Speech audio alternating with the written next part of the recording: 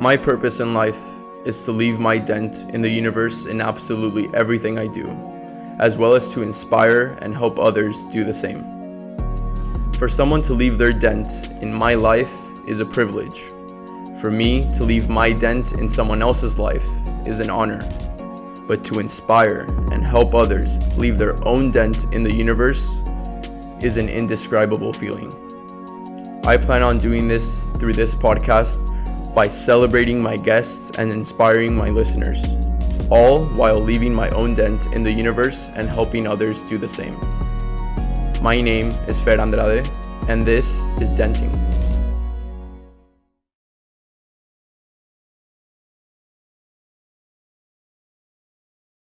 Hello everyone, and welcome back to another episode of Denting. Today I have a very special guest, someone that I don't have the pleasure of knowing. I told you that I wasn't going to talk too much, but I'm a very talkative person, so excited to get to know you. Björn Seeliger, how are you? Did I pronounce your name right? You did, thank you. Okay. Very good, just finished practice Friday afternoon right now, so we're a little tired, but we'll get through it.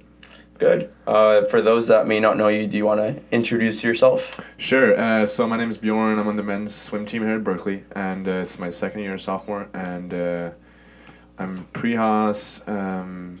Outside of hobbies, it's just like play music and play video games. Men's swimming. Exactly. And you're from Sweden? Yeah. I actually, let's see if I get it right. Södertälje. You did, damn. I practiced a bit, so Emma Weston from women's soccer is also she's from Stockholm. Yeah. So shout out Emma, episode 10. But yeah, so I mean, I know you don't know too much maybe about this podcast, but it's called Denting. It's about leaving your dent in the universe. Mm-hmm. It's about just getting to know you and your personal story and how you've built up the resume you have so far. So tell me a bit about your personal pre-Cal life. I saw that you were born in Germany, but you represent Sweden. So how did that happen, or what was life like as in your childhood? So that's right. I was born in Germany, and then basically my whole family is German. And when I was a little kid, we moved to Sweden because of basically a job offer. So I grew up in Sweden, and I therefore consider myself Swedish. And now a lot of my family lives there too. So I don't know. I guess that would make me German. Oh, yeah. Do you have a dual citizenship? Yeah, I do. Okay. I do. So Cool. I speak fluently German too. So it's pretty dope. But I grew up in Sweden, and Sweden's great. Sweden's really pretty. Very different from here. And yeah, I swam pretty much since I was a little kid. Went through high school there, swam all the way through that, was on a national team, and decided to do college because in Sweden you can't really combine, higher education and swimming or any sport for that matter. So I was looking into US for sure. Yeah, Emma mentioned the exact same thing about Sweden. Mm-hmm. You mentioned right now that you also speak German. Your English is pretty amazing as well. So how many languages do you speak? Is it those three or? Yeah, I took Spanish in high school, but one word for you is video games. That's the move, okay. Honestly. I think that that helped me a lot when I was a little kid, like 14, 15. I used to play so much video games that I was speaking to everyone around the world, right? And that helped so much in developing my English to where today people are like, what? You're not from here? It's pretty crazy, but also I feel like I learn really fast, especially languages. So okay. That helps. What video games did you play? Call of Duty. All the way. Okay. Yeah, not anymore. It's a funny thing, right? I was like, oh, I'm going to college. This is last year. And then I have a PS4. I had a PS4, so I was like, God, I got to sell this. I got to study. Everyone in my class is going to study. It's all we're going to do. And then I come out, sold my PS4. I was fired up to study and be productive, and literally everyone brings their PS4 out. Yeah. And they all play video games. I'm like, fuck. Now everyone's playing video games, and I don't have a video game platform, so that kind of sucks. But yeah. Yeah. No. What do you if you did have your platform with you? Do you think you'd have the time? No. Okay. But I have a computer now, and I just play once a week maybe. But it's a little bit of winding down. I feel like it's really good to get your head over things because we do so much, especially as student athletes. Yeah. It's Sunday night, Saturday night, we can't really party, so maybe just play a little video games. I think that's fine.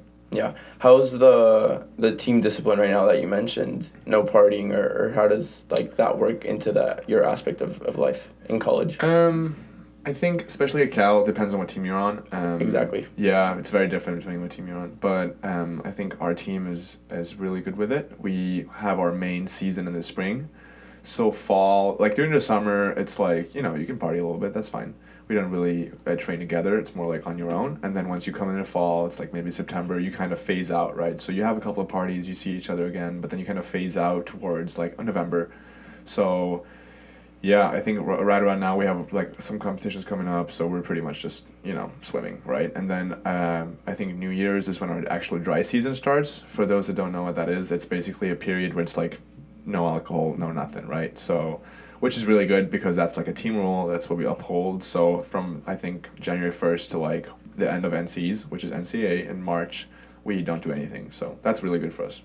Who sets that rule? The coach or you guys? I think tradition, it's been a long time like that because swimming here has been really good for a long time. So it's like we know what we're doing, and it's also something that the U.S. does really well. If you're a senior on the team, you kind of know the rules and you enforce them and you make them and you build on what's been given to you from prior student athletes, right, on that team. And you kind of work that into the sophomores and the freshmen, and then when they grow up and become seniors, they know those rules, right? So you kind of pass it on along the chain. What do you think would happen if there aren't strong seniors on the team or anybody else and it's just like bad influence? Like, how do you switch that? How do you make this tradition? How do you start this tradition? Do you think that falls on the athletes or the coaches? I think both. Okay. I think if you want to be really good, there needs to be a structure, there needs to be rules, there needs to be consequences. So that's really important. And then I think over time we've kind of developed that little method of like, okay, you're in college, you want to have fun, but we're also here to perform, It's very different depending on what team you're on, like I said. But we're really into like, hey, we want to swim fast, And especially swimming, it's very aerobic, so you have to like be fit. You can't just party and just show up the next day and be fine with it, right? So figuring that piece out, especially if you're a freshman, it's like, oh, college, great, there's so much to do, blah blah blah. But then you gotta really like time manage. It's really important. Yeah, 100%. Yeah. Going back to your childhood a bit, I saw that it stood out to me that you were born in January of 2000, but you're a sophomore right now. So how did that happen? Is there a different like school schedule in Sweden, or did you take a gap year, or what's that situation? Both. So in Sweden, you start school 1 year later. Okay. Don't ask me why. It's rules, I guess. I don't know. We all start 1 year later, and then because I'm 2 years older than my class, that means that I also had basically an extra year of high school, and that was just because of swimming. Was on some kind of swimming schedule, if that makes sense, where it's like, hey, we'll just do less classes so you can focus more on your sport. Well, because you traveled a lot internationally. Yeah. Exactly. Swimming is just like you go everywhere all the time. It's probably the same with soccer. It's just like, especially because it's like ramping up towards the Olympics last year, it was just like a good idea to take less classes over a bigger period of time. So when I came in, I was 2 years older, which is, totally fine, but...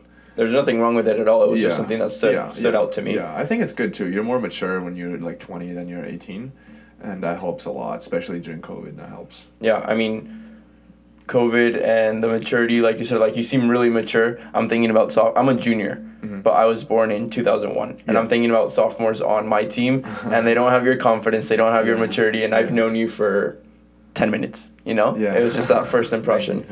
But.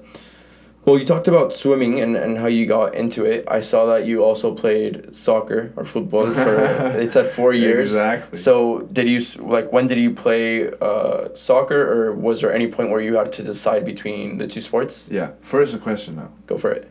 According to you, is it football or soccer? Football. It's football. Yeah. Right? Well, it's especially because, like I told you, I'm Mexican. Yeah. So football. Right. Like, it's just what I know. And that's like how I learned it first, and then I mean worldwide it's football. It's a little bit of a culture clash here because Americans are gonna be like, oh, football, it's not. Well, I mean it's the same as swimming in the world. In the Olympics or in European Championships or anywhere else, you were competing in meters, and then you come to NCAAs and you're competing in yards, right? Yeah, you do compete in yards. The U.S. is special. Yeah, very different. So how did you get into either one of the sports, or when did you decide to go to swimming? I'd say, as your average kid, where it's like testing out a bunch. Yep. One thing I didn't test out was basketball. Maybe should have, but I was pretty big into football, soccer. Yeah. Just because I was tall and I was athletic and I could do it. It was fun. And basically none of my friends swam, right? They all played soccer, which is really big in Europe. So I did that until I was like 12, 13 maybe, and I was a goalie, and I kind of sucked, you know? I was really bad at it because I was too afraid to like throw myself. So I was like standing in the goal and just like trying to catch the ball. It was pretty bad, but I was 2 heads taller than everyone else, so they're all like, "You're going in the goal, buddy." Yeah. For context for anyone watching, I mean you're clearly taller than me, but I don't know if the cameras are gonna show that. But you're 6'8". Yeah. So that's the difference. It does help the sport, yeah. Yeah. So basically you chose one because you were better at it than the so other. at the same time when I was doing soccer, I did swim, and I swam since I was little, right? I did baby swim, whatever that's called, you know, right after birth, and then since then I've always been swimming, mainly because my mom has a scoliosis, which is a back kind of, not injury, but like a, what's that called? Back, you know what I mean? Yeah, I mean, I know what you mean. It's deformity, that's the word. Okay. And it was important because she had to swim as her therapy when she was little. So she made sure that in case we had the same thing, once we grew up, she wanted us to swim. So we've always been in the water, never afraid of it, and just like practicing all of that. And yeah, at a time, I was basically maybe like, 13, 14, I was like, takes up too much time right now, so I'll just do swimming. Nice. Did you have any takeaways from playing soccer? For example, for me, I've played soccer my whole life. I didn't really test too many sports after, like, when I was 5 years old because I just decided to stick with soccer. Mm-hmm. But I did do track one season in high school, and what that taught me was the shift in focus in competition. So in soccer, obviously 11 versus 11, and it's like the individual things are just, they're all subjective, they're not really objective. But in track, same as swimming, it's like you have your own individual time and you can actually measure your performance. Did you have any of those takeaways? Like for me, it gave me that new mentality of it's you versus you. Like I'm competing against myself, and I brought that into soccer in the sense that, yeah, there's 11 of us, but I can focus on my own improvement. Did you have any takeaways from soccer? That's an interesting point, because what you're saying is that in a team sport, it's not only up to you, right? Exactly. And then individual sports, it is. So it comes down to, I think, your attention to detail and also your willingness to compete, right? Because for one, I think for me, it's really hard to watch other people do less than they can, right? So when you're in a team sport, you can do whatever you can do, right? You can give 100%, but if your team's not there, exactly, then you're gonna be like, what the fuck, you know? So I feel like for me, I liked the idea more of doing an individual sport because I had control, right? So I think that was why I chose it mainly, maybe subconsciously. I don't think I actively chose it like that, but also just like, hey, I'm a good swimmer, so I was just better at it, right? And it's within your control. Obviously, it's very frustrating when you're in a team that doesn't like perform the exact way that you do, especially when the result is collective rather than individual. Mm-hmm. Do you see that in any other aspect of your life? Is that just simply who you are, or just in sport? No, I'd say in life I'm a team player for sure, you know. Like socially, I love hanging around people and talking to people and just like trying to help them get better too in whatever they do. And that's a good point too. Like here, like in college, you are a team, right? So I swim in my own lane, but when it comes down to it, when we're at competitions, we collect points, right? And we tally up those points, and then what team has the most points wins. Yeah. So it's not only me, right? So it's also figuring out how to help other people get better. And you know, I'm not perfect either, so it's like they gotta help me get better. Yeah. When you were basically in high school or deciding to get to Cal, I mean, you mentioned it already with the national team, but member of the Swedish senior national team since 2017, and you had quite the records with the junior national team as well, some that you set and then broke yourself. Mm-hmm. What was it like competing internationally and representing your country from such a young age? Did that give you a shift in focus, or was it just natural for you? I think shift in focus for sure, because at some point when you go to an international competition, once you're like 13, 14, it's like, hey, this is kind of fun, right? Especially because it's like challenging, right? It's nervous. But it's like once you're there, when you're young, you realize that this is something that I can become really good at.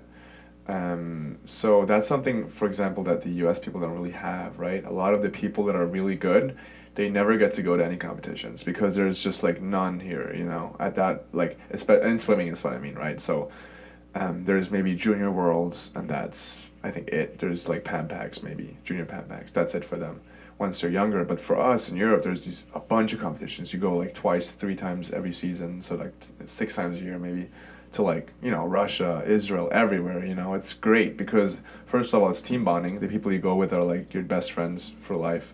And then second of all, it's like seeing other cities, and I just love that, right? Just traveling, so that's why I stuck with it.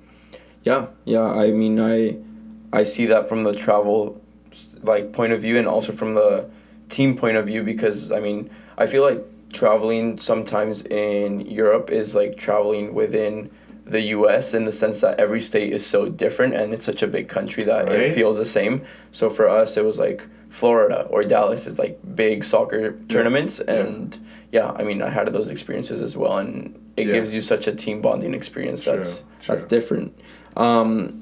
With your commitment to Cal, when did that happen? I mean, I saw your post from almost 2 years ago to the date. It was like November 2019 when you committed. But what made you already mentioned the higher education and combining with sport, but what made you choose Cal? I think the pursuits of excellence that we have here, that was a big thing, right? Because swimming is one of those sports where we're very fortunate to have a lot of US teams, right? So there's a lot of colleges that have swimming, and there's a lot of colleges that have good swimming, right? But there's a big difference between a top 10 school and a not top 10 school, you know? So when I looked at schools, I wanted to be somewhere where I can get better, and that means finding a place where there are people that are better than you. And that was hard, you know? That was like, okay, not just, I'm not meaning necessarily times, but like also academically, right? Just like, where can I go to challenge myself? That was really important for me.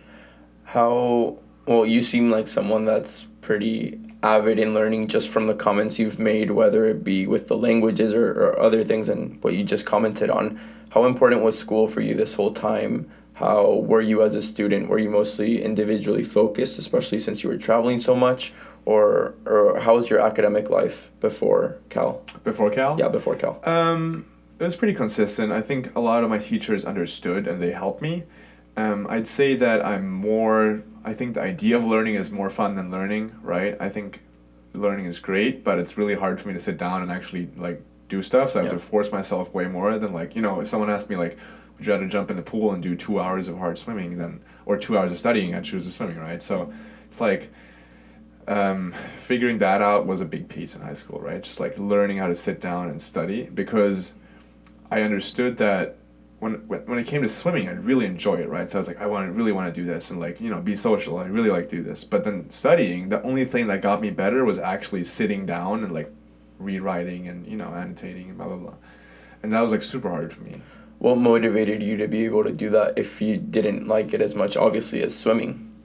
I don't know. That's a good question. There was never like, oh, I want to go to Harvard or I want to go to Cal. It was more like, I want to swim, but I also know that swimming is not gonna put cash in the bank, you know. I mean, it can, but like not necessarily enough for life. So, and that's the same thing. Like I was smart enough to know to like at some point there's gonna be a switch between you're not a swimmer anymore. You're gonna be someone who works, right? So if you can build that foundation up enough to where you can enjoy both things, but that one thing is going to end at some point, right? But then you have like 40 more years in work life, and people tend to forget that. They're really good at their sport, and they really like their swimming, but then they're like, oh shit, you know, I got to do something else. And it's kind of hard to keep both of those boats floating. Yeah, it's very hard, and it's what the actual definition of a student athlete. Like you've mentioned, there's many athletes and many teams and very different circumstances, but many people don't live out the true definition of student athlete, and they forget that once sport is over, you have. But I was saying that many people forget that afterwards you have a whole life in front of you. Yeah. So you've mentioned that you're pre-Haas. I read that you are interested in either anything with business or econ along those lines, and we'll talk a bit more about that in a bit, but did you have those interests before even getting to Cal? Is that something you've had in mind, or again, was it the swimming aspect that made you think about it? Mostly swimming, but then I was really fortunate to be like, hey, this is like literally one of the best swimming teams in the country, but also academically very challenging, right? And not necessarily challenging, that's the wrong word, but more like intriguing, right? So it's really interesting, the plethora of things you can choose here. It's really a lot, right? So Yeah. for me, I was dead set on not choosing a major before I came in. It was really important for me to be like, hey, I'm gonna test out everything and anything. And I knew pretty fast that STEM not the move for me. But I really enjoyed econ, and especially like behavioral econ, how it's like psychology matters in consumer economics, and that was really interesting to me. And I think that Haas can leverage that really well. So I think that's the route we're going. And I think you understand that too, because I know you're doing it. Yeah. But yeah, I don't know. I think it's gonna be a good time. Yeah, for sure. With STEM, I saw that one of your uncles studied his postdoc here in the chem department. Yeah. I mean, I'm assuming you may be named after him with your middle name, or no? Yes, true. So I figured maybe that would be a connection. Did that motivate at all, or not? A little bit. So it's kind of funny. So he lives in Long Island, right? Okay. And I'm going to visit him on Thanksgiving in like 20 days. It's gonna be great. But he literally goes. It's kind of funny. I was like, oh. Yeah, Marcus, I'm going to Cal, I think. And he's like, that's where I went. I was like, yeah, I know. And then he's like, so why are you going there? I was like, they have a pretty good swim team. And he's like, what? We have a swim team? So he didn't know anything about the Not sports? really. He was here in 2003, so Okay. a long time ago. But, he's a super nerd, if that makes sense. And Yep. he was just, like, super focused on his studies, and he never really went out to I mean, a postdoc in the chem department Exactly. at Berkeley. Yeah. Yeah, I think he knew about swim team, but I don't think he knew how good it was. Okay. So you talked about the level of excellence that you were looking for and how you wanted to explore, both which really fit Cal. Yeah. You committed, and how was your process after that? I mean, I know I have some of your accomplishments here with the national team down, whether it be World Cup in Berlin or the European Championships. Obviously, your times, especially in the free, have always been pretty great. How was that? Did you push yourself differently now that you were competing with a different group, or were about to compete with a different group? Because you were with the Swedish national team and with the European kids in competition. Yeah. And then here, to my understanding, because I don't know too much, but I understand that the coaches on both sides of the program are pretty much very involved with the Team USA athletes, which is obviously a different perspective. Mm-hmm. Did you start preparing differently in any way?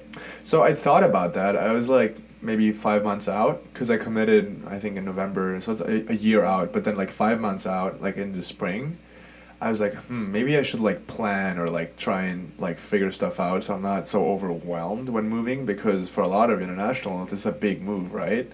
But what helped me a lot was that I've already lived away from home, which is really important, right? So I lived in my apartment, which is really good in Sweden. So that kind of prepared me. So I wasn't really scared about the whole moving thing. But swimming-wise, I was like, maybe I should write to our coach, Dave Durden's great head coach, amazing guy.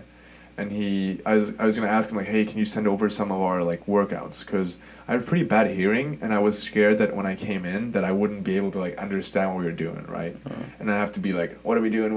Like be annoying, right? So I was like trying to think if I should like ask him if he could send over some stuff, so I'd be prepared. But I chose not to, and I think that was a good move. I mean, our team is very understanding like that, and it wasn't even an issue to like get into that. But other than that, I think it was really important for me like during the summer before I came to like keep fit, right?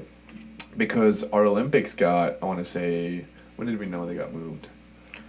Late in the spring. So 2020, I came in last fall.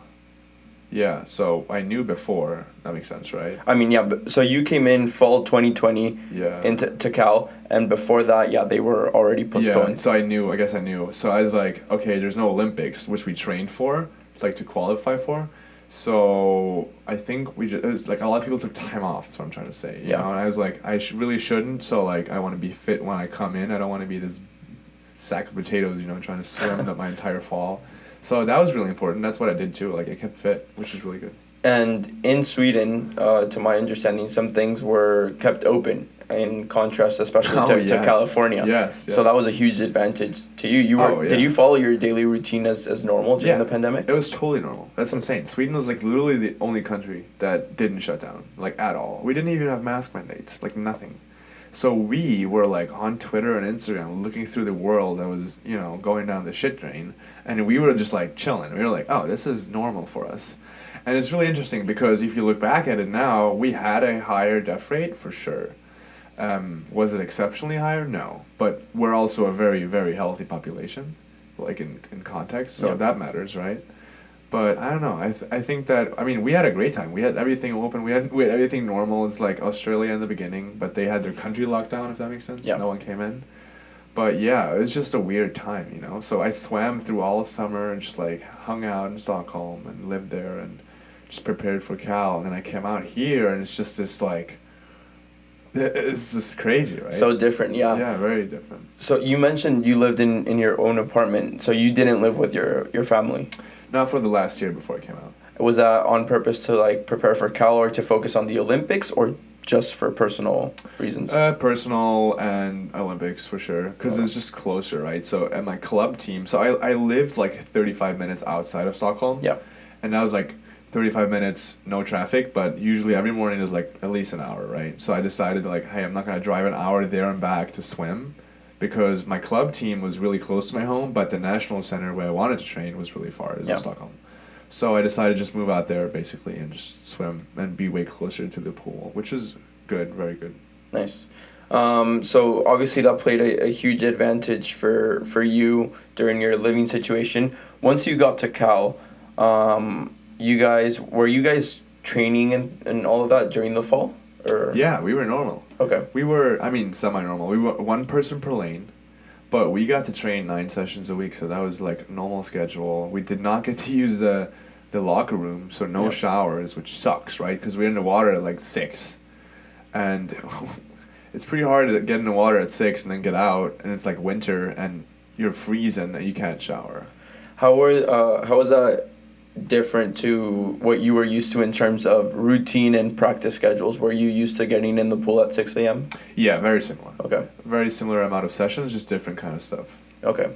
In what way was it different, or is it like very specific? It's not very specific. I think the U.S. is a lot more power, a lot more strength. So we do a lot more resistor training, which means like in swimming, you swim with a suit on, right? So what you can do to make it harder is you can put like more weight that pulls you back, which means like a power bucket or something that like basically creates resistance. So you swim slower, but you have to, put in a higher effort to get forward. So basically a lot more of that. We really didn't do any of that in Sweden. Okay. And when you came here, how was your living situation like? Obviously our school was online, which that was different. Yeah. Everything. I'm assuming I wasn't here in fall. Yeah. Our team was there was nothing. Interesting. What was it like? I'm assuming it was pretty dead in Berkeley. Oh yeah, it was pretty dead for sure. There was a couple of students because I feel like a lot of people had their apartments. Yeah. And they're like, if I have my apartment, I just might live there, And there was like, restaurants were open, but only, takeout. And it wasn't as dead as you might think. But it was pretty like, it was a simple life, if that makes sense. Okay. Which helped because I was here to swim, right? So it was pretty much online school and swimming.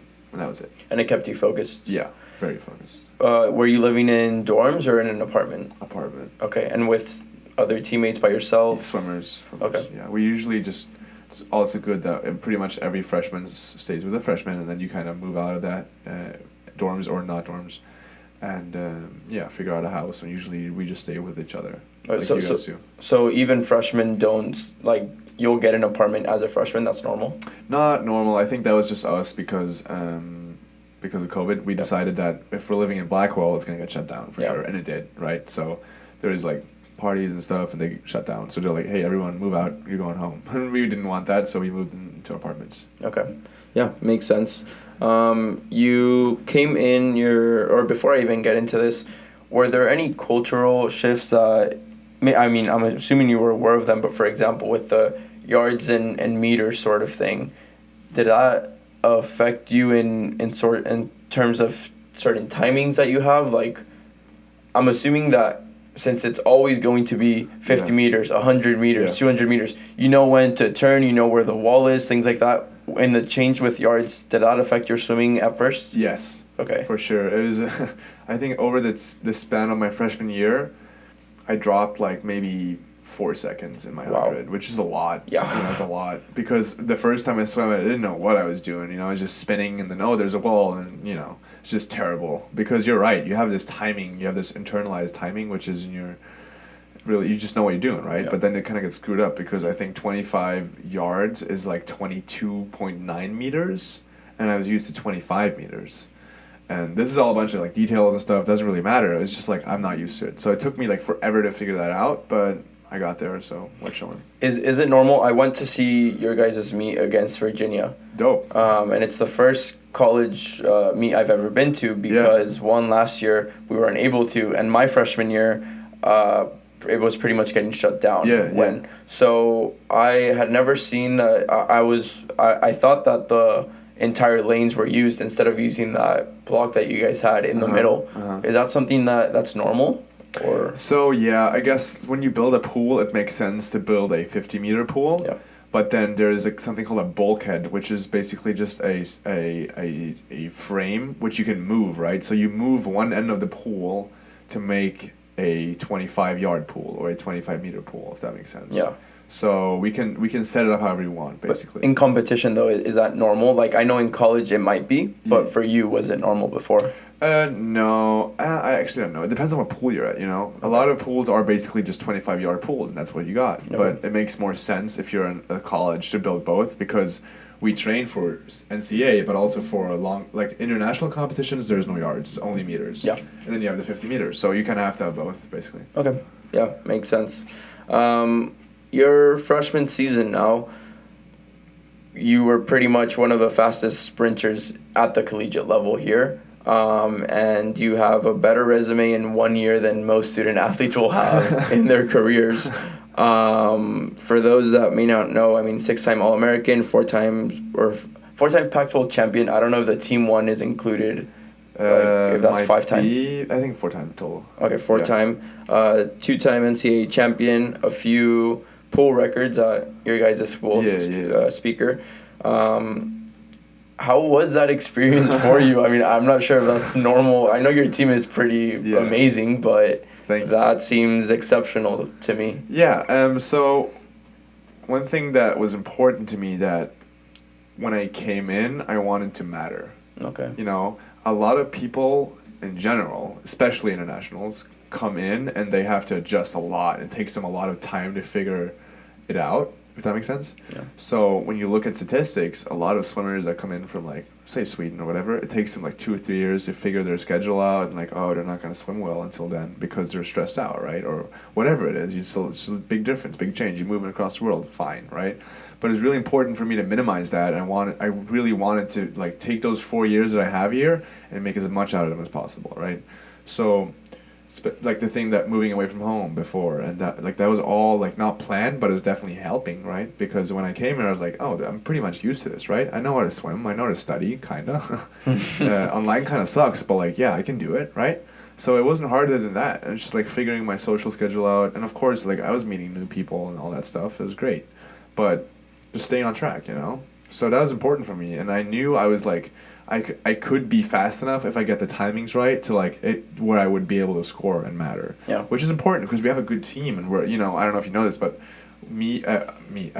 Cal and Texas have Texas UT been fighting for the number 1 spot for 10 years, right? Yeah. It's always been Texas and Cal going first or second, getting first or second, every NCAA. So that's the big clash we have, right? And I think we lost this spring. We lost by 23 points. And 23 points is 2 races, right? And we're 36 swimmers, and every guy swims 5 or 4 races. So it was really, really close. And it's looking back at it, we did what we could. We did really well, right? So I'm not really mad at it. It's just super cool that we can have 2 teams in NCAA that are just really, really good. And it's an interesting clash. But I knew that coming in, right? So I was I really, really have to do whatever I can to score points. And that was important. And I did that, so it was good. Yeah, I mean, you clearly did that.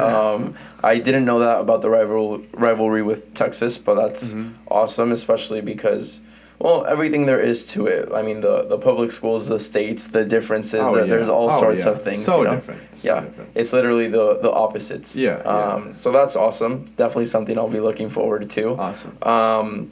How was that for you in terms of confidence? Like I told you, you seem like a really confident person. Your maturity in the sense of living by yourself clearly helped you.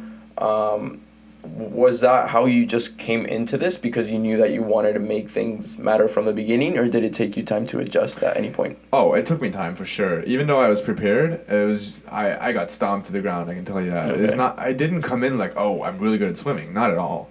It was really important to listen more in Newspeak in general, right?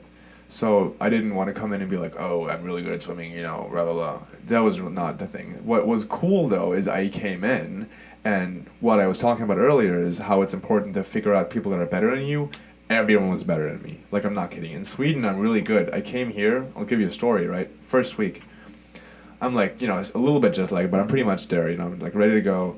We have team competitions because we have like intra squads because we couldn't compete because it was COVID, like against other teams. So we just did like our own team competition. And we swam against, I think everyone has to do a 50-meter underwater, so one whole lane. I don't know if you can do that, but it's pretty hard for us, so I don't know if you can. But it's just kicking underwater for a whole 50 meters, right? As fast as you can. And I finish it, and I can't see anyone next to me because we do like, one per lane and then 5 or 6 heats because we're like 40 guys. And I finish, I go 26.5 or 6 or something. And that's pretty good. It's pretty fast, and I'm moving, And I was like, yeah, this is great. I'm going to be up there. And I think after everyone swam, I was like 4th last or 5th last out of 40. And I was like, Mom, I'm coming home. This sucks. Everyone's so fast. I'm eating shit. This is just terrible, right? So it was just so funny because I was really humble. I was like, this is great. I wasn't mad or anything. I was just like, this is great. This is a spot where people are really, really good. And that's what I wanted. Interesting. Okay. To answer your question, no, I cannot do that at all. It's complicated for me. I just had the previous podcast was two days ago with Cameron Rogers, who's a Canadian thrower, and she's here at Cal. I know Cameron. And with Cam, it's the second time we've done this, so we kind of know each other. But it's hard, even when I know her, to explain like. I can talk about certain things and maybe I can relate to some sorts of the mentality in a different aspect of my life. But anything that I'm saying about the athletic side is just me out of curiosity. It's not me comparing or criticizing or anything because, like I said, your freshman season resume as an athlete will be better than mine at the end of my 4 years. That's just the reality. And I accept that, but it's just me trying to ask those questions to understand better. So what I was asking about earlier wasn't like I'm not throwing shade or anything about saying like the Team USA coaches, but historically Team USA is just really good at everything in the Olympics. So that's what I was asking, like how much of a difference that was, or that competitive level. And what you're saying, I have a phrase that I use here in the podcast. It's study the greats to one day become one. And it's finding people that are better than you and doing what you can to improve that way. So what you're saying about the teammates is it's awesome because many people for sure it's awesome because many people don't think that way. I know a few of your teammates as well as the women swimmers that are freshmen because I'm a peer advisor in the UGBA 199 freshman transition seminar. And the book that we read there is Ego is the Enemy by Ryan Holiday. Were you in that class? Yes. Okay. So it's just interesting because many freshmen come in with huge egos, right? Yes. And what you're saying is awesome because I haven't seen that in many people. It's their accomplishments in high school just they think that they'll carry on and they have nothing to learn and they're the best and that's how they're going to show up. That's not how it works. And exactly. Clearly you showed them otherwise. So what was there anyone you looked up to specifically? Was it just, I mean, I know you said 4th last out of 40, so there's a lot of people you could have looked up to, but was there anyone that specifically helped you out throughout the way? Yeah, so one guy for sure is Nathan, right? Nathan Adrian is a swimmer who swam here collegiately in like 2008 till 2012, right? So he finished up, I don't know if he's totally done, but he swam up until the Olympics, tried to qualify, and that's like one of the big reasons why I came out before. I could have basically just said, hey, COVID's happening, I'm coming out a year later, whatever. But I decided to come out early because I knew that this is going to be one of his last tries, right? He's like 32 now or something. And yeah, he's 7-time Olympic medalist or something. Wow. So, and we have a couple of those. We have like Ryan's in our group. Ryan's 6-time Olympic medalist. And Tom's their Olympic gold medalist. A bunch of people that are like 30 or 27 and they swim fast, right? And you train with them. Oh, yeah. Yeah. That was really important too. It's not separate groups. It's the same group. If you're in freestyle group, you swim freestyle, right? So it's not like pro group or amateur group. No. It's all the same. And it's really, really, really fast people. And that was really important, right? Especially Nathan is like great freestyler, Olympic gold medalist in 100 freestyle 2012, you know? Yeah. So he knows a lot. He took bronze in that in 2016 and he was going for it in 2020. And I was like, this is great. This is what I want, you know? To like, and I can tell you, this entire year, every time we had a kick set where it's like a board, right? You swim and you can talk, whatever. I was berating him. I was like, what is this? What do you do this? How do you do that? You know? It's like all year. And he's like, God, this kid will never shut up. Hey, but it works because, I mean, you did a lot of great things results-wise. And all those questions, like we have a freshman right now who is from Tokyo. Yeah. And the way it works with soccer is... we actually never get foreigners. It's all California residents pretty much. So he's our first foreigner. He's from Tokyo, and he asks so many questions. Right. So many questions. And he's like learning English in the process as well. But you can already tell how much he's improving. And I told him about Kobe with Michael Jordan. How Michael Jordan always talks about how annoyed he was at Kobe for the amount of questions. Yeah. So that's what it reminded me of. So that's pretty cool to hear about. Well, it's important. Yeah. You mentioned the Olympics. You obviously worked your way through that, but NCAA's finished in March, pretty much. So again, little recap: you were 6-time All-American in the 50 free, the 100 free, and then the free relays in 200 and 400, the medley relay in 200 and 400. I'm assuming you did the frees in those as well? Yes. Yeah. And pretty much, I mean, same thing with Pac-12s and the NCAA. I actually saw you had a school record as well, so that's pretty sick. Yes, sir. Did any of this, especially with I think out of all of these, it's great. Obviously, it's amazing. But if I were in your shoes, I feel like, especially with the amazing group that you guys are with, to have records at speaker must have some sort of bragging rights. Or was that the case? Oh, yeah. So inside our locker, not even inside, but like the hallway to a locker, there's frames of like times and best times, right? And that matters because it's really fun. You have Nathan up there, right? And you have like all these guys that are here before us. And we have this tradition of like excellence, and it's kind of funny because that's literally like you want to be in that chart. It's like top 10 in every event, right? And they haven't changed it since 2019, so they're gonna update it very soon, I think, and I think we'll be up there. But I think you're right. Speaker is pretty cool like that. They have a wall for like Olympians from Cal, both men's and women, right? It's like hundreds of people. It's insane. It's like this giant wall of like Olympians, and I'm like on there, and it's like not even special. I'm like, oh, cool. Oh, that's amazing. Yeah. Give me a quick sec. I'm gonna reset this camera. Yeah. All right, we're back after another quick interruption, but I think I figured this camera out. It's second time I'm using it, so all good. Anyways, the bragging rights you were mentioning, pretty awesome. I know we're a bit short on time, so I'll swing into the Olympic aspect of things. I know you were competing in European Championships in May, and that went well. And then you went to training camp in Rome. Yes. How was that process for you? I know it was hard personally as well. Yeah. Tell me about that. I there's no question specifically. I'll tell you. It's totally fine. So this year was... The Olympic qualification period this year was pretty crazy, right? So for me, after NCAAs, I went home because I had to qualify. I had a qualification period for Tokyo, right? Tokyo is in August, so you have like 2 or 3 months to kind of figure that out, and you have to hit a certain time. And my time was 22:01. Okay. The a 50 freestyle, and I had been 22.06, so like 5/100ths off, which is just like a blink of an eye, basically. Yeah.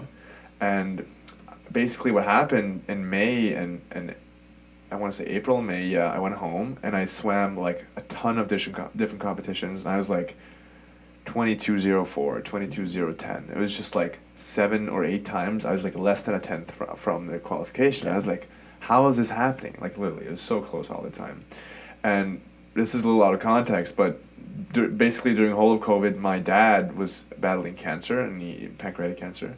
And that was pretty hard, moving to the US, and it's like, you're basically on FaceTime with your dad, and it's pretty bad, right? So it's like, that was a big decision too, deciding to come out early to train for the Olympics, and then like following my dreams instead of being home to help.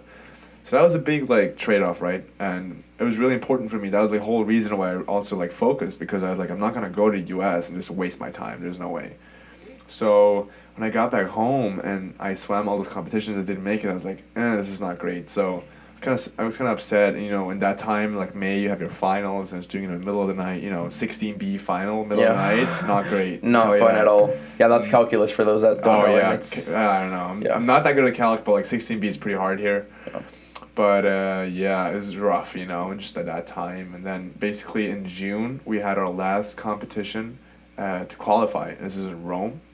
And what happened is, a week before that competition, my dad passed away at home, and I traveled back from Rome because I was like, I'm not gonna swim, there's no way. And I was with my family, and it was a really tough time. And basically one day before the competition, I was like, I'm gonna finish what we started here, and in glory or defeat, right? So I didn't want to qualify. I didn't think of qualifying. I just basically decided to fly back out and swim for my dad.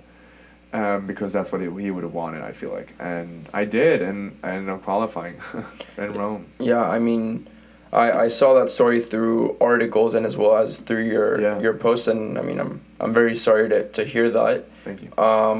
But yeah, I kept seeing as well that you were 0.05 off, which is ridiculous to me, like you were saying, a blink of an eye. Yeah. Do you think that the shift in focus, in the sense of, I'm not trying to qualify, it's just for my dad, helped in any way, like to not think about those 0.05 or? Oh yeah, because that was literally like the moment where you're just not pressured, right? Because all the other competitions, like I want to qualify for my dad and for myself, and it's like, I gotta do this, blah blah blah.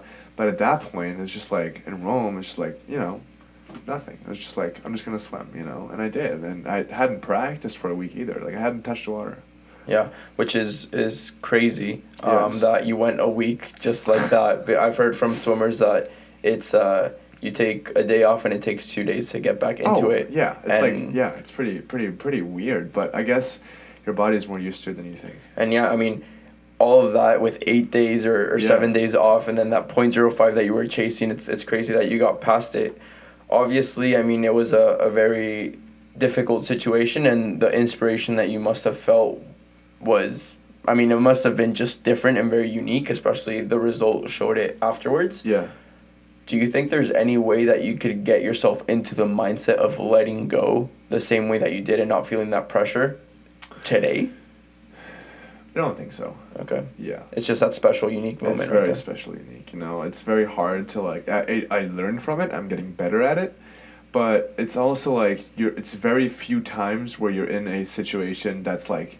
It's so weird because that this is my last race to qualify for the Olympics. I have it once every 4 years, right? So technically, the pressure should be the highest, right?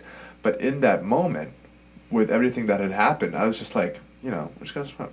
I did not even like worry about it. Did not have like, my pulse was like 100. It's not high at all. I was like literally almost resting.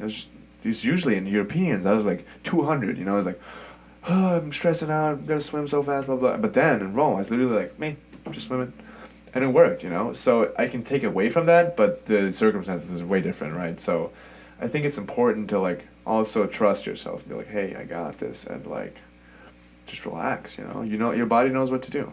Yeah.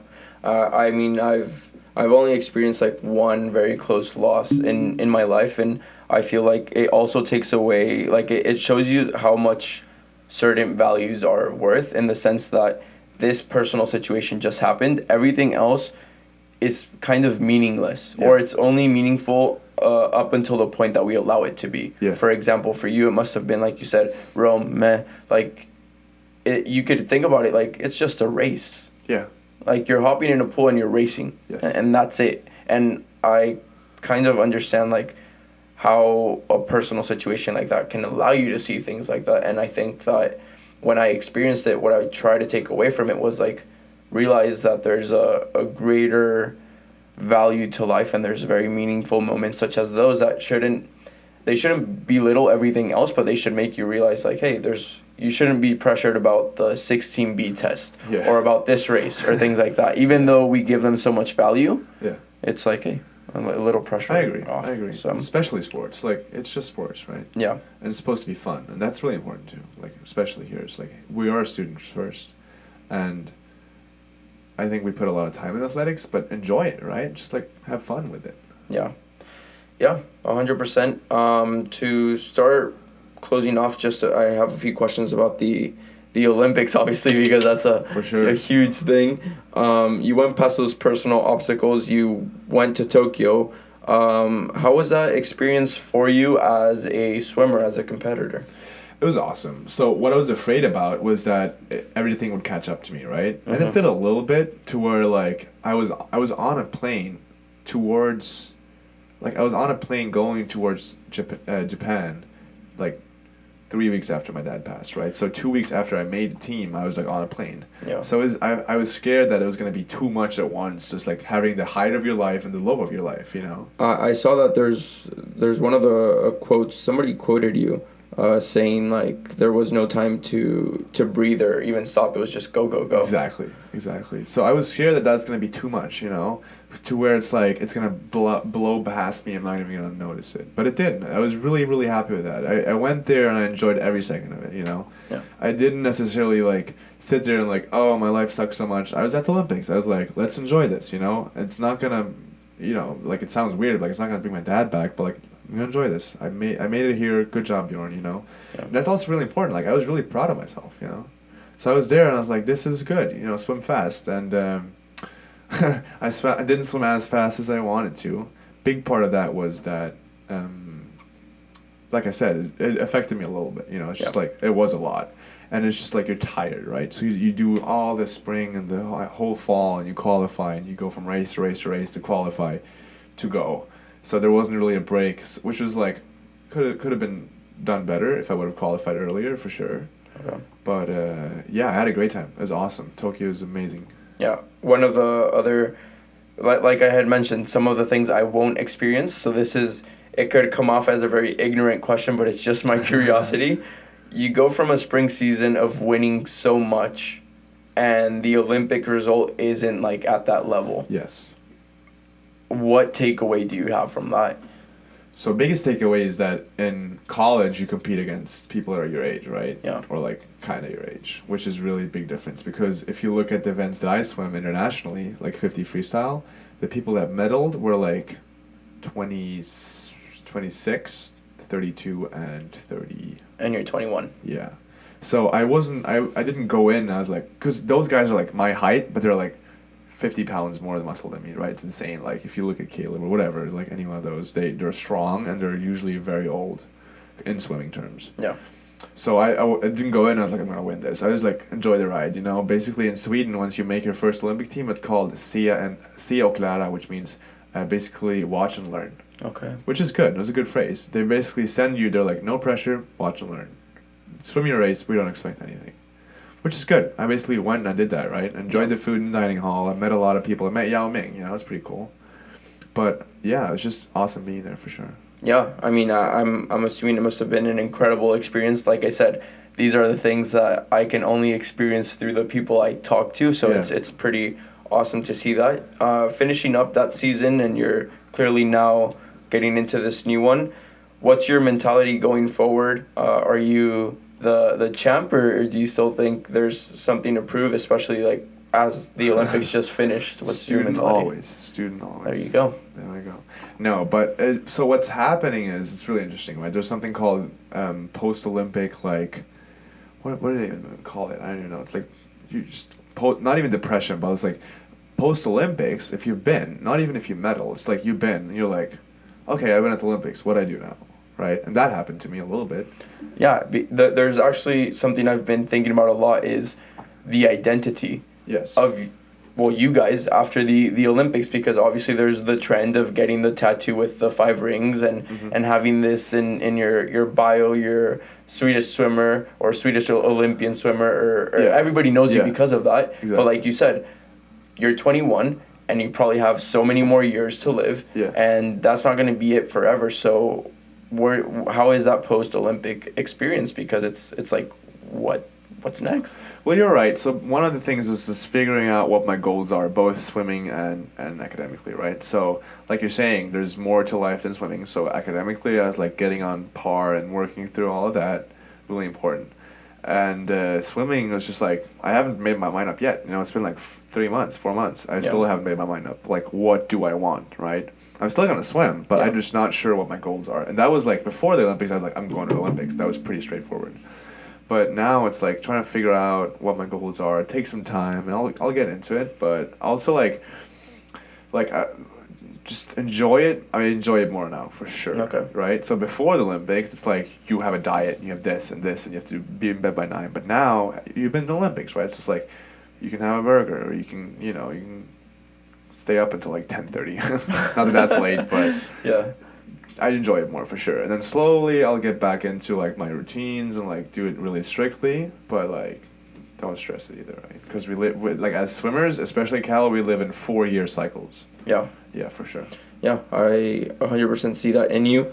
I know your time is limited, but the last few things I had in mind were your interest in video production. You're the first person that's walked in here and said this is your audio interface, and sir. I feel like you even know about it more than I do. I just have it because I need it for this to work. But I've seen some of your videos. You haven't posted as much as you used to recently. But are you still into that? Do you have any projects in mind? In mind, yes. I haven't done as much in the last couple of years, but just because of like it takes a lot of time, right? But I love it. I love video production. And if you scroll through my Instagram, there's a lot of stuff here and there. It's like stuff that I thought was cool when I was like little, right? And I made those since I was like 14, 15. But it's just like, I think cinematography itself is great. And sometimes I wish I was at UC because they have a great film school right there. And that'd be something for me, I think. But it's just super creative. And it's something that occupies me. And every time I watch a movie, I'm like, this is a great shot, So I love that. That's awesome. That's something I kind of would want to get into. Like right now, I'm like just experimenting with this content creator sort of thing, and that's what I enjoy the most. Like creating content in the sense of writing and blogging and being an author and speaking with people and interviewing. Awesome. But I want to get into that as well. So I'll hit you up about some projects I have in mind here. Buddy. So maybe you can help me out, and it's for Cal. So we'll see. Anything that I missed? Anything that's coming up next besides season? You're applying to Haas? Yeah, no, just figuring stuff out still and seeing if I even can apply. They're kind of not letting me maybe. How come? Some kind of units stuff. Yeah, whatever. Yeah. We'll figure it out. You'll figure it out. I'm sure you'll be fine. Well, I think that's pretty much it for today. Awesome. Thank you so much for being here. It was great to get to know you this way. Thank you for coming on. And to everyone that watched, thank you so much, whether it's on YouTube or Spotify. Share this with anyone you think would like it. Please subscribe to my YouTube channel and like the video if it's on YouTube. If you're on Spotify, follow the podcast. And Bjorn, what's your handles on social media if they want to look you up? Just my name, Björn Seeliger. Just find me there. Don't use Twitter, but no Twitter. No. Well, on Instagram, I think it's Bjorn_Seeliger, right? Exactly. Yeah. All right. Well, there you have it. If not, the links are in the description. That's it for today. Thank you so much. I'll see you all next time. Yeah. Lit. Thank you so much, bro. Thank you so much for listening to today's episode. Make sure to subscribe to my podcast and follow me on my personal social media accounts for more, all at Fer Andraes. All links are in the description. If this episode inspired you in any way, please help me out by sharing it with a friend to help them leave their dent in the universe as well. That's it for today. I'll see you all next time.